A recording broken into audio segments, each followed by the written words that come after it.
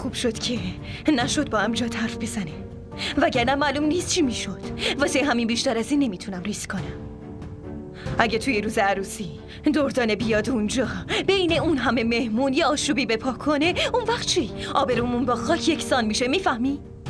واسه همین دارم بهت میگم خودت عروسی نیا، اجازه نده دختراتم بیان اونجا. نه خواهر، هیچی نمیشه، هیچی نمیگه، من باهاش حرف میزنم. اگه میتونستی حرف بزنی تا حالا زده بودی یا جلوشو گرفته بودی. من خیلی خوب میدونم که دردانه از تو حساب نمیبره. ببین فهیمه، قبلا یه بار اشتباه کردی، دیگه جایی واسه اشتباه دوباره نذاشتی. من نمیتونم با همه این اتفاقا دیگه خوشبختی دخترم و زیر پا بذارم. باشه خواهر، هرچی که تو بخوای همون میشه. فقط این عروسی سر بگیره، بعد باید واسه امران و گلناز عروسی بگیریم دیگه.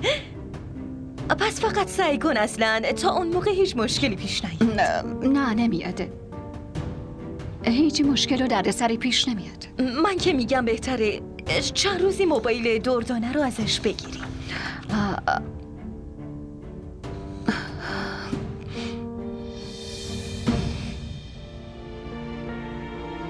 واسه چی هی به امجد زنگ میزنی؟ چه نسبتی باهاش داری؟ عجب دختریه. وقتی اون نمیخواد با حرف بزنه چجوری گوشیو بهش بدم ها؟ اون حتی نمیخواد صداتو بشنوه.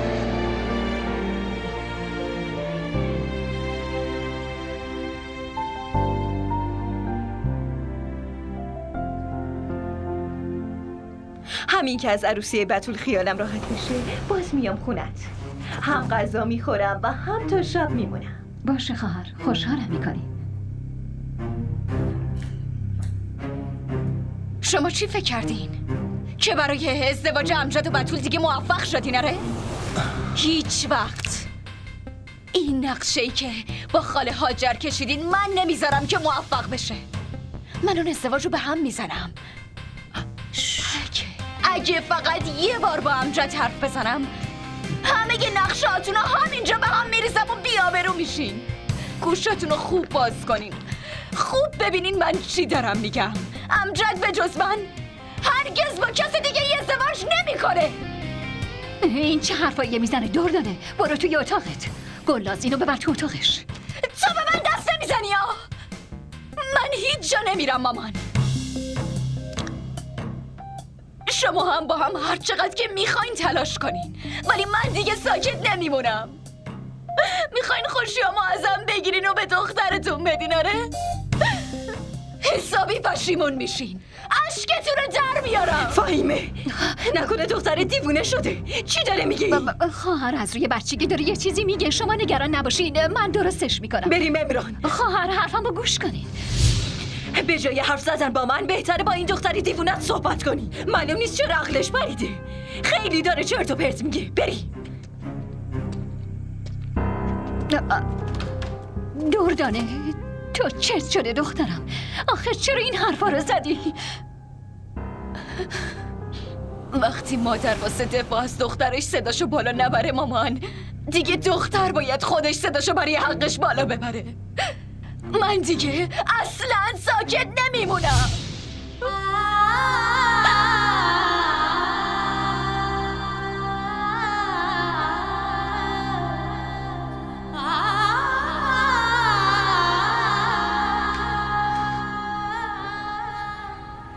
پناه بر خدا، چه دختر بی‌حیاییه. دیدی چه حرفای مزخرفی میزد؟ یه ذره هم ادب نداره. حرفش خیلی نگرانم کرد امران. اگه این حرفا به گوش مردم برسه چی؟ دیگه ما نمیتونیم جایی سرمونو بلند کنیم. اینجوری مردم فکر میکنن که ما برای شوهر دادن بتول همه رو چه فریب بزرگی دادیم. اصلا اینطوری نمیشه مامان، شما الکی نگرانین. بعد از شنیدن حرفای اون دختره بازم فکر میکنی که من الکی نگران شدم؟ آره خب، اون بی‌آبروئه. بعدش هم کی حرفای خاله فهیمه و دختراشو باور میکنه؟ هیچ کس. همه اونا رو میشناسن. کسی باورشون کنه یا نکنه، امجد باور میکنه.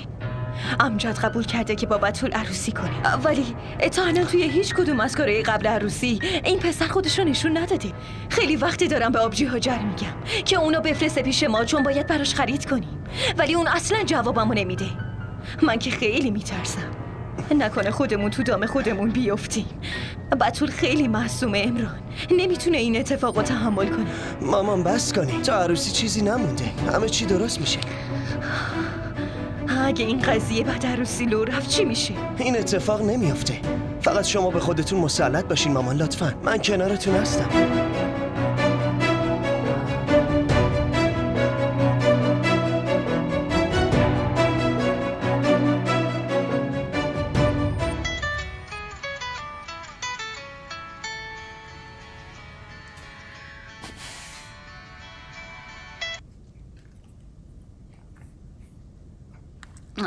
الو. فهیمه تو کجایی؟ خیلی وقت من منتظرتم. قبلا هم بهت زنگ زدم، فکر میکردم برسی با هم تماس بگیری، ولی همینطوری منتظر موندم. همه چی خوب و خوشه؟ آره، مشکل خاصی نیست، همه چی خوبه. ولی به نظر یکم ناراحتی. نه، من ناراحت نیستم. شما بگین کار مهمی با هم داشتین زنگ زدین؟ خب تو به گلناز و دردانه گفتی یا نه؟ در چه موردی؟ در چه موردی؟ یادت رفته؟ بهت گفته بودم که بهشون خبر بده داریم عقد میکنیم. چی شد فهیمه؟ واسه چی ساکت شدی؟ ببین، من از هاجرم اجازه گرفتم فهیمه. بهشم گفتم که بعد عروسی امجد با داریم عقد میکنیم.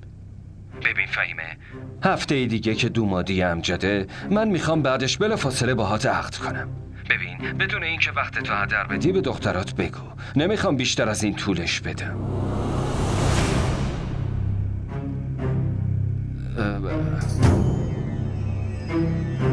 یه جوابی بده دیگه.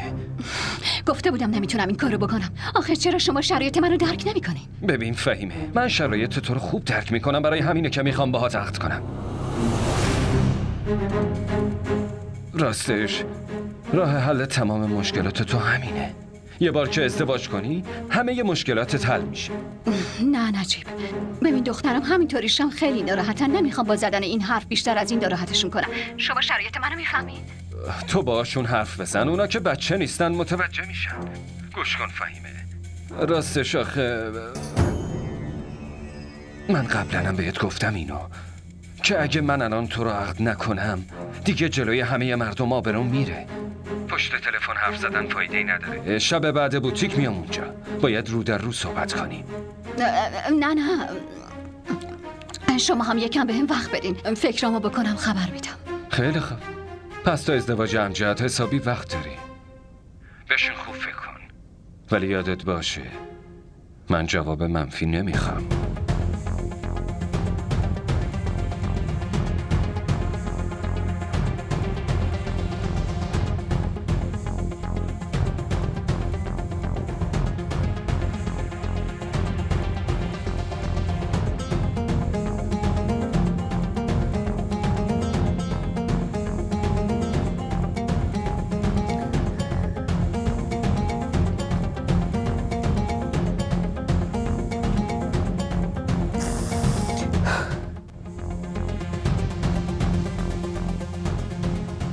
گفته بودم نمیتونم این کارو بکنم. آخه چرا شما شرایط منو درک نمیکنین؟ نه نجیب، ببین دخترم همینطوریشم خیلی ناراحتن. نمیخوام با زدن این حرف بیشتر از این ناراحتشون کنم. شما شرایط منو میفهمین؟ نه شما هم یکم بهم وقت بدین، فکرامو بکنم خبر میدم.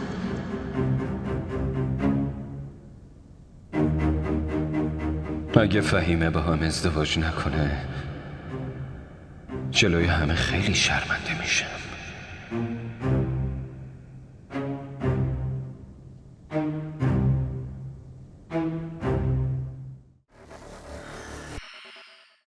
آبروی منو که جلوی همه بردی. منم این کارو نکردم ویدا. واقعا؟ پس کی گفت که تو این کارو بکنی؟ قلبم از اینکه تو رو از دست بدم ترسیدم. عشق من نمیذاره که تو مال کسی بشی. من اینجور عشقی نمیخوام که پدر و مادرمو به خاطر من بی‌آبرو کنه.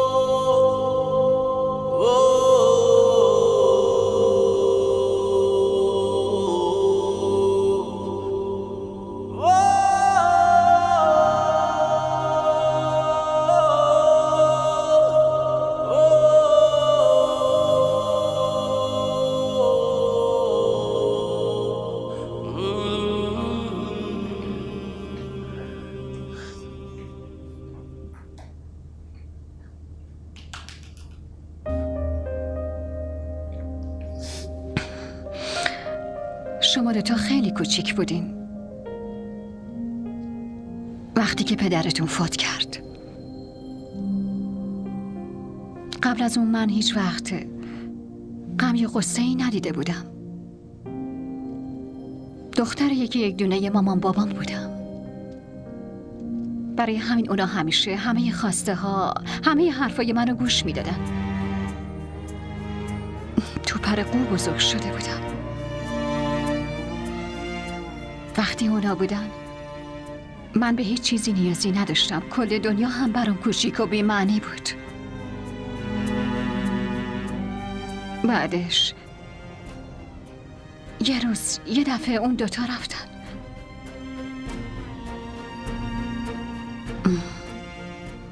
اون موقع من با پدرت عروسی کرده بودم.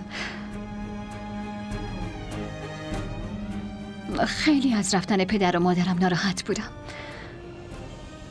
ولی به جز اون غم پدرت هیچ وقت هرگز نذاشت هیچ غم و غصه یا ناراحتی رو به تنهایی تحمل کنم. اونقدر منو دوست داشت و میپرستید که اون بود. شما دوتا بودین. همیشه حس میکردم که همه خوشی های دنیا برای منه. بعد یه روزی یه دفعه اون خودشم رفت. دنیا برام سیاه شده بود. نمیدونستم که باید بدون باباتون چی کار کنم. باباتون حتی نمیذاش من پای برهنه رو فرش بذارم که نکنه چیزی تو پای من بره. بعدها رو یهویی رفت. ولی بعدش به وقتی رسید که حتی حوصله نگه داشتن شار رو سرم هم نداشتم. چند باری فکر کردم که خودمو بکشم. زندگیم دیگه تموم شده بود. ولی شما دوتا رو که میدیدم واسه یه زندگی انگیزه میگرفتم. زندگی هم همینه دخترم. نخوشیهاش همیشه دائمیه، نه حتی غماش دائمیه. من قبول دارم شاید نتونستم اون شرایطی رو که باید برای شما دوتا فراهم کنم که لیاقتش رو دارین، ولی باور کن من بعد از رفتن پدرت هر لحظه هر ثانیه فقط به خاطر شما دوتا گذروندم و بس. فقط واسه شما دوتا زندگی کردم. همه سعیمو کردم که بهترین بشین. همیشه دعا کردم که شما دوتا خوش بشین. هیچ وقت مجبور نشین مصیبتایی رو که من دیدم ببینین. با این وجود اگه حس میکنی که به ظلم کردم ازت معذرت میخوام. من ازت معذرت میخوام. عزیز دلم منو میبخشی دیگه مگه نه؟ منو ببخش دردانه. نه مامان، نه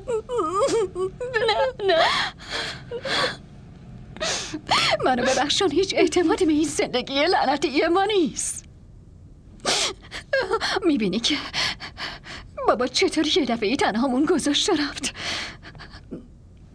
من نمیخوام که وقتی من رفتم تنهاتون گذاشتم برام شرمندگی بمونه. برای این اون گله میکنه که من نتونستم دخترشو خوشبخت کنم. مراقبشون نبودم. منو از این شرمندگی راحت کن دخترم. منو ببخش دردانه. منو ببخش عزیزم. منو ببخش.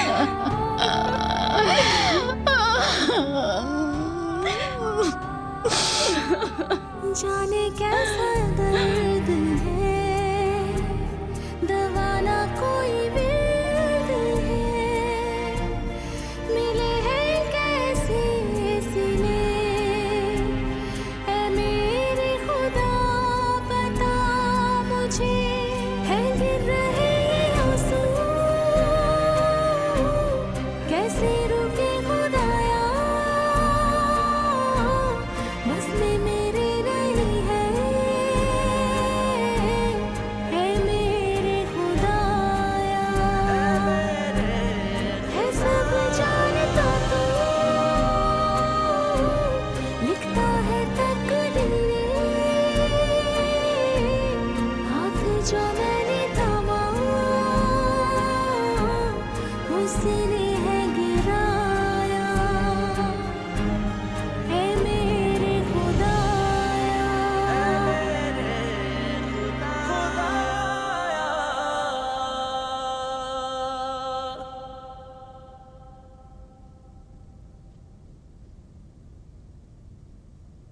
ما را در شبکه‌های اجتماعی دنبال کنید.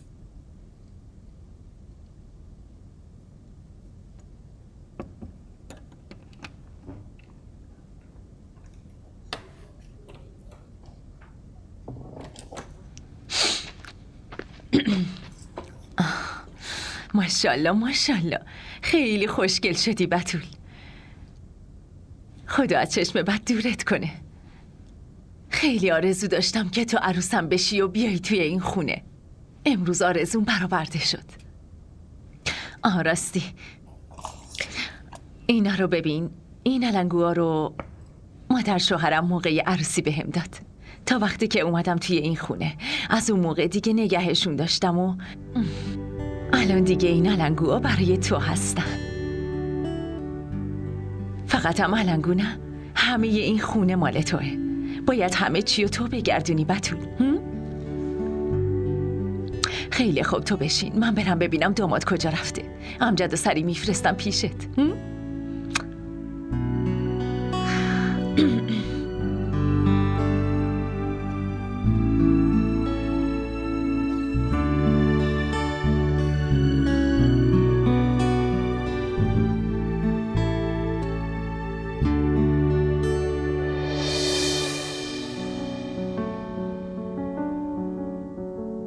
من که گفتم فقط با تو ازدواج میکنم. حرفمو باور کن. من فقط با تو عروسی میکنم دردانه. من بهت اعتماد دارم. حتی اگه تو منو فیل کنی امجد، من هیچ وقت ولت نمی کنم و ازت جدا نمیشم. فقط اگه بمیرم اون موقع میتونم ولت کنم دردانه. امجد،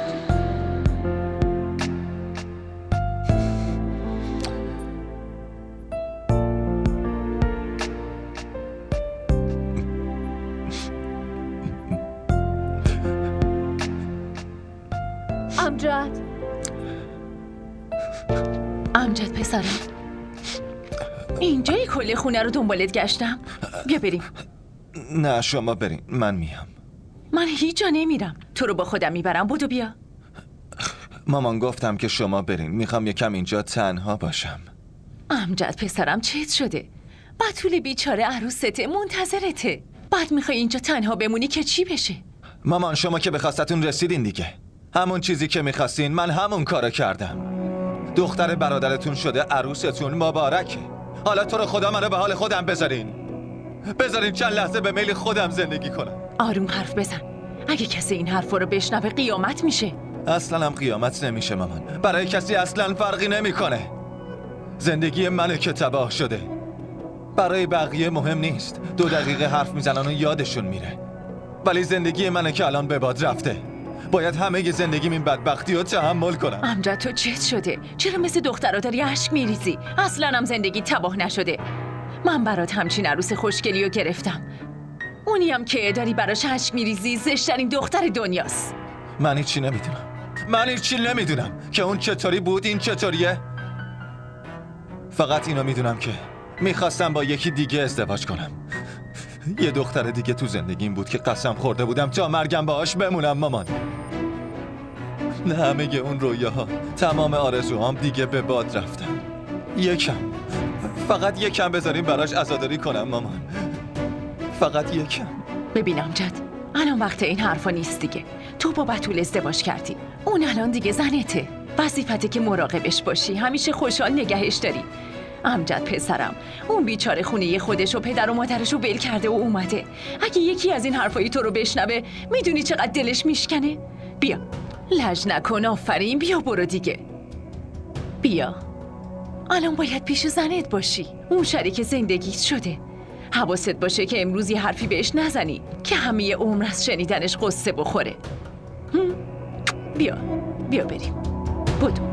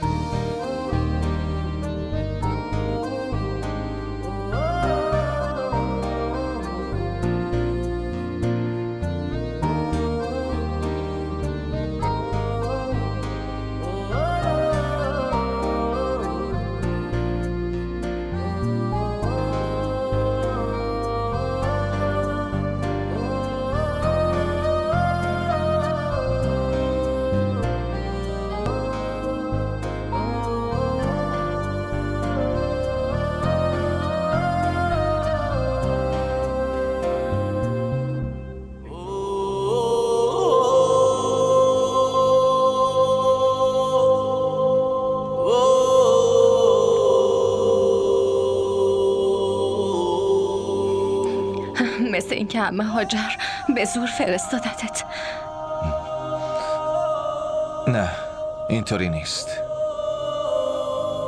اگه اینطوری نیست پس واسه چی اینقدر اخما تو هم رفته؟ همینجوری احساس خستگی میکنم. آخه تو از چی خسته شدی؟ من باید خسته باشم. 3-4 ساعت توی آرایشگاه بودم، بعدم خیلی وقت همینطوری اینجا نشستم.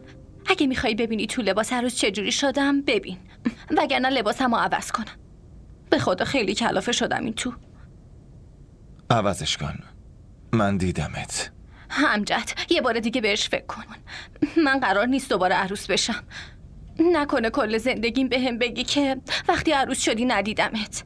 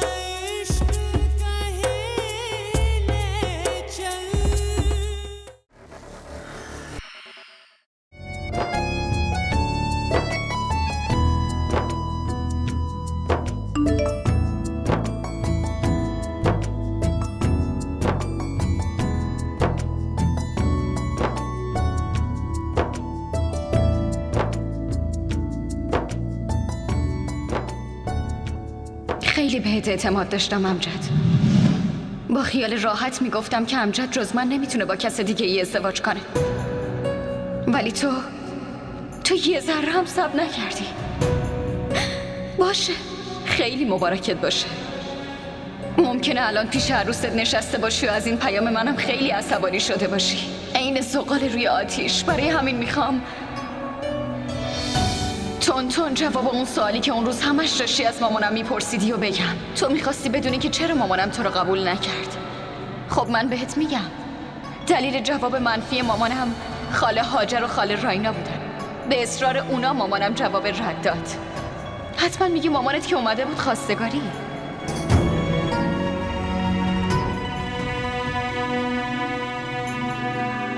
آره خب مامانت اومده بود خواستگاری. آره اون که اومد، ولی اونا همش فیلم بود امجد. وگرنه خیلی قبلتر تصمیمشو گرفته بود. تصمیم گرفته بود که تو و بتول با هم ازدواج کنی. اگه فکر میکنی این حرفام همش دروغه، برو از مامانت راستشو بپرس. یه بار دیگه خیلی خیلی مبارکت باشه امجد. خداحافظ.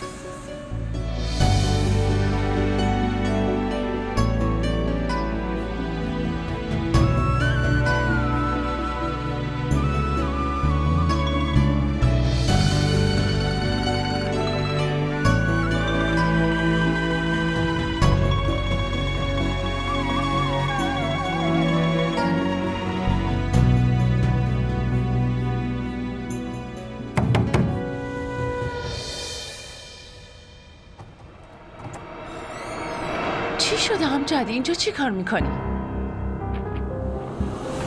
واسه چی شماها با هم این کارو کردین؟ باها چی کار کردم؟ من همه چی رو فهمیدم مامان. دیگه همه چیز رو فهمیدم. صداتو بیار پایین. بیا اینجا، بتول میشنوه. بیا ببینم چی شده. بشین. نمیخوام بشینم. نمیخوام باهاتون حرف بزنم. چطوری از سر لجبازی از روی خودخواهی تونستین با من تک به سرتون همچین کاریا بکنین مامان؟ من فکر میکردم به خاطر من رفته بودین خونه خاله فهیمه، ولی شما فقط داشتین با هم بازی میکردین.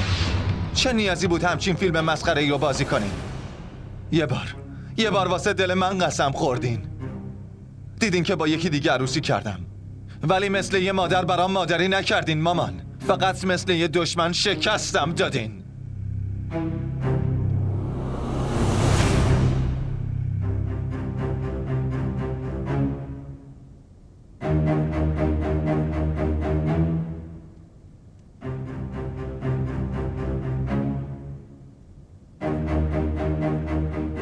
قبول دارم که میخواستم با دردانه ازدواج کنم، ولی با میل و رضایت شما، نه خودم. شما منو با نقشه زن دادین. این ازدواج رو قبول ندارم. من هیچ وقت نمیتونم این ازدواج رو قبول کنم. امجد آخه تو چیت شده؟ ها بگو، دیوونه بازی در نیار. حتما فهیم علیه من پرت کرده. اونم که همیشه دشمنم بوده، نمیتونه حال خوب منو ببینه. من دارم بهت میگم حرفمو باور کن، اون داره بهت دروغ میگه. راست یا دروغش فردا مشخص میشه مامان. ولی یه حرف منو همیشه یادتون باشه، اگه همه اینا راست باشه بد تمام میشه. این قضیه خیلی بد تمام میشه. باشه اگه این حرفو درست بود بیا هرچی خواستی به من بگو که حقمه. اصلا هر تنبیه خواستی منو بکن، ولی الان این قضیه رو تمومش کن.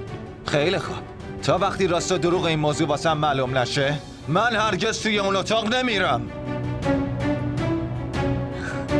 تو چت شده امجد؟ برای چی موضوعی به این کوچیکی رو اینقدر بزرگ میکنی؟ این موضوع کوچیکی نیست مامان. همه ی خوشبختی من تو زندگی به این موضوع ربط داره. این اصلا موضوع کوچیکی نیست. امجد حرفمو گوش کن. امجد کجا داری میری؟ نجیب احمد برو جلوشو بگیر. برو دیگه، چی کار میکنی؟ دخترم بتول، ببین تو قصه نخوری ها. یکی پرش کرده، چیز خاصی نیست. خودش سریع برمیگرده. من که هستم، همه چی رو درست میکنم. نگران نباشی. بیا برو تو اتاقت.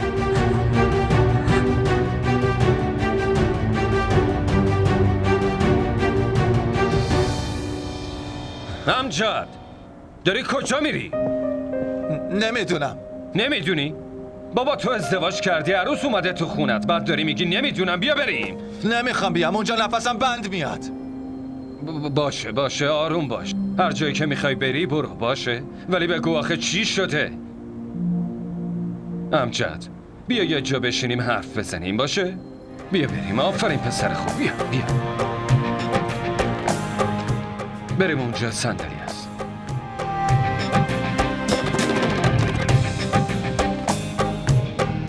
ما را در شبکه‌های اجتماعی دنبال کنید. بشین.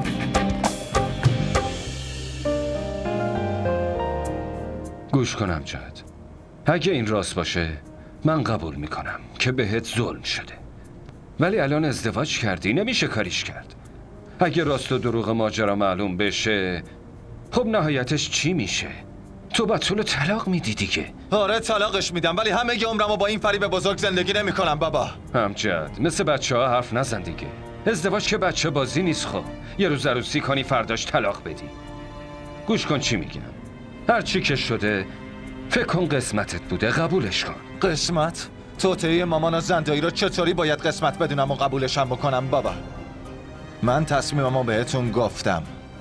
اگه این پیام دردانه راست باشه من این ازدواج رو قبول نمی کنم. ببینم جد، اگه مامان تو زندایی توطئه‌ای هم چیده باشن، آخه تقصیر اون بتول بیچاره چیه؟ بتول تقصیری نداره، ولی بگین تقصیر من چیه آخه؟ دردانه چه تقصیری داره؟ ما داریم تقاص کدوم گناهو پس میدیم؟ از همه بیشتر خاله فهیمه تقاص پس داده. خدا میدونه من و دردانه چه حرفایی که در موردش نزدیم. ما فکر میکردیم که شما خاله فهیمه نمیخواین با هم عروسی کنیم. بابا لطفاً سعی کنین متوجه بشین.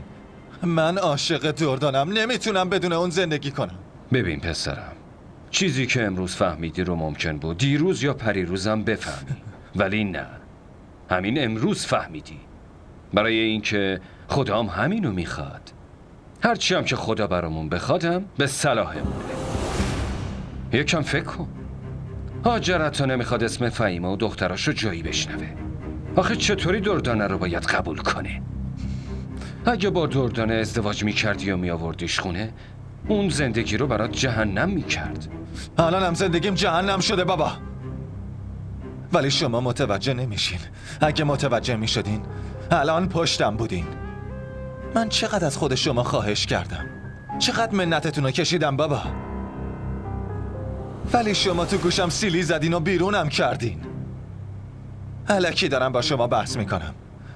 شما که دلتون واسه من نمیسوزه. امجد ببین پسرم، هر چی تو بخوای همون میشه. من باهاتم، ولی الان بیا بریم تو. نه من اونجا نمیام. حرف گوش کن. اگه نمیخوای پیش بتول بری خب نرو، یه جای دیگه توی خونه بخواب. ولی درست نیست این موقع شب از خونه بری بیرون پسرم. هرچی تو میخوای همون میشه، قول میدم.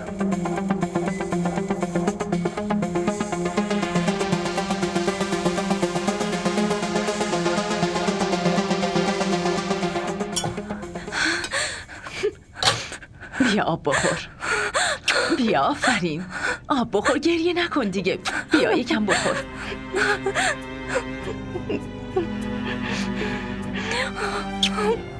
یکم دیگه بخور.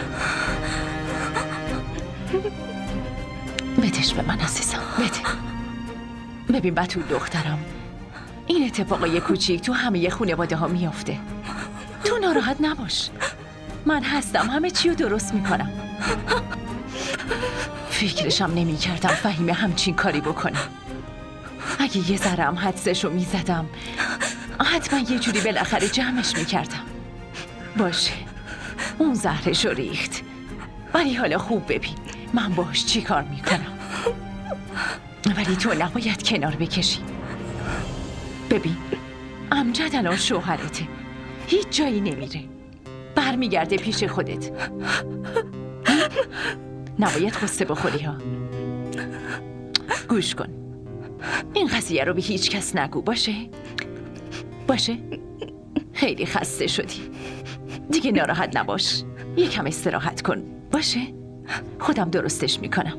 من دیگه برم عزیزم، آروم باش.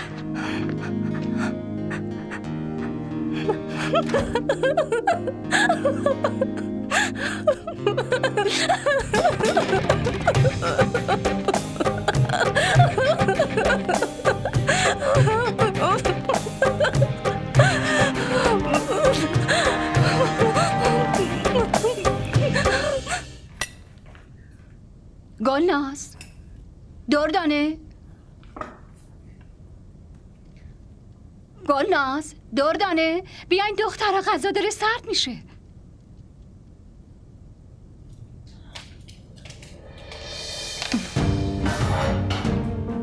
به به مامان، همه اینا رو واسه ما درست کردین؟ پس واسه کیه؟ کی به جز ما اینجا زندگی میکنه؟ بشین. عالیه، شامی کباب مورد علاقه من رو درست کردین. بله، برای دردانه هم بریانی دم کشیده مورد علاقه‌ش رو درست کردم. چطوری شما همه اینا رو اینقدر زود پختین، اونم تو این فرصت کم؟ دخترم داشتم فکر میکردم چرا همه عمرم داشتم واسه بقیه غذا میپختم. دیگه بسه، شام امشب از طرف من به شما دوتا تقدیم میشه. امشب خیلی کیف میکنی مامان. تو هم بخور دردانه.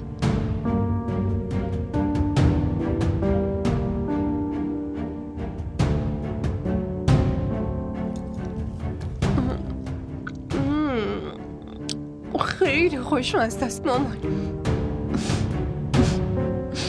امروز خیلی خوشحالم. یه قصه خیلی بزرگم تموم شد. فکر میکردم که دخترم دارم ازم دور میشن، ولی امروز اون ترس تموم شده. برای اینکه دختر من به خاطر من ناراحتیش رو کنار گذاشته. چی شده دردانه؟ من الان یه اشتباه خیلی بزرگ کردم مامان. چه اشتباهی؟ خب به همجد پیام دادم و همه چیزو بهش گفتم. मालूम ना था तुम यूं मिलोगे, कितने सहेंगे सितम, आंसू बहेंगे, सांसें थमेंगी, कैसे छुपेंगे हम. DDTV ارائه کننده بزرگترین سریال های درامای ترکی، کره‌ای، پاکستانی دوبله شده به فارسی می باشد. لطفاً سابسکرایب کنید و عضوی از خانواده ما شوید.